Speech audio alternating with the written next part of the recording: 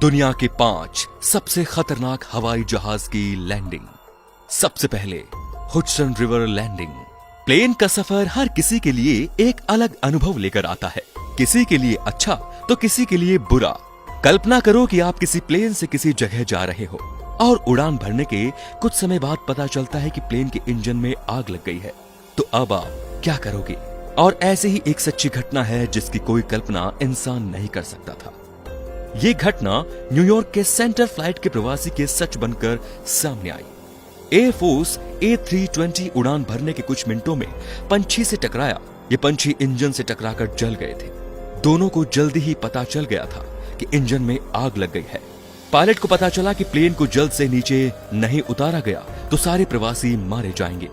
वापस लौटने का भी उनके पास समय नहीं बचा था, इसीलिए पायलट ने विमान को पास ही हरसा नदी पर उतारने का सोचा।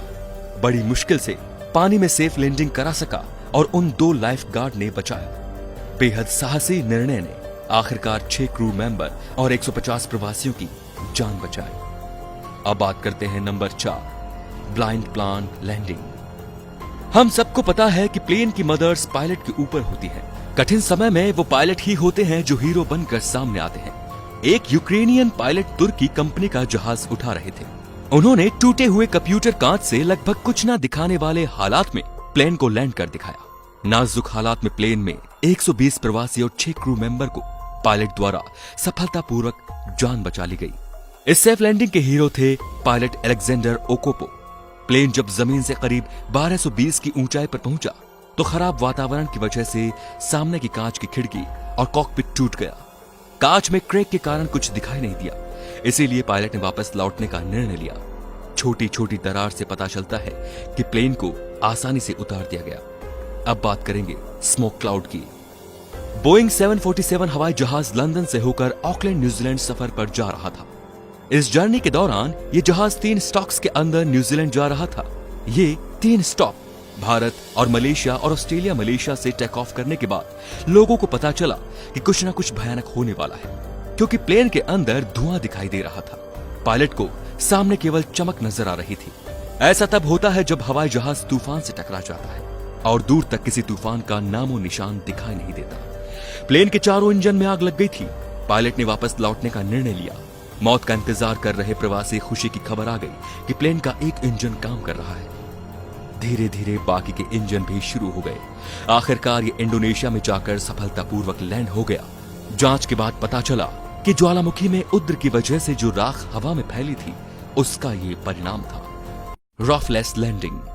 बोइंग 737 या अमेरिकन फ्लाइट जो एलो से लेकर हुलुलु 3035 के सफर के लिए जा रही थी। इस छोटी सी जर्नी के लिए प्रवासी को डराने वाला एहसास का अनुभव हुआ जो कभी फिर नहीं लेना चाहेंगे।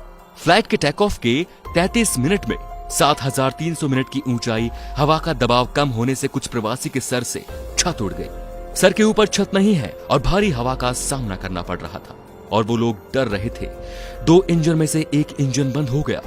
3000 मीटर तक ऊपर पहुंचकर पैसेंजर्स को तेज गति का सामना करना पड़ा और बाद में सफलतापूर्वक लैंड किया। इसको सबसे खतरनाक एक्सीडेंट के रूप में जाना जाता है। अब अंत में बात करते हैं लैंडिंग ऑन बीच। बीच एक ऐसी जगह है जहां लोग खाली समय बिताने जाते हैं। सन बाथ लेना, लहरों के साथ मजे करना, ठंडी हवा के मजे लेना, इनके अलावा अधिक क्या सोच सकते हैं।